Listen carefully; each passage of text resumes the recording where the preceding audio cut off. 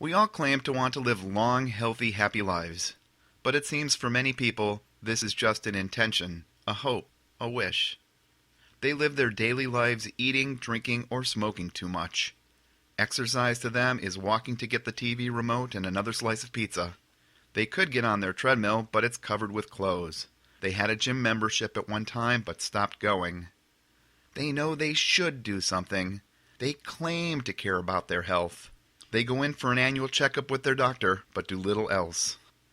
And this is already taking a toll. They have trouble sleeping at night. They are stressed, anxious, irritable, depressed. What parts of this description remind you of you? If it does, know that you are not alone. 71% of Americans visit their doctor for a checkup at least once a year. Americans clearly value health and wellness.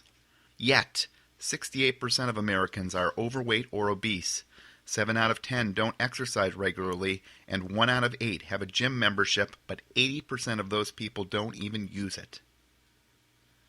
Fitness equipment is a $5 billion a year industry. Americans clearly spend money on the tools for health and wellness. Yet only 8% of all people who own exercise equipment are using it. You are not alone. If you could, would you do something about it?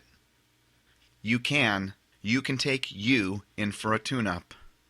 No, I'm not talking about a doctor's appointment or another gym membership. People take their cars in for a tune-up because by taking care of the simple things, you can save yourself from incurring serious mechanical problems due to simple neglect.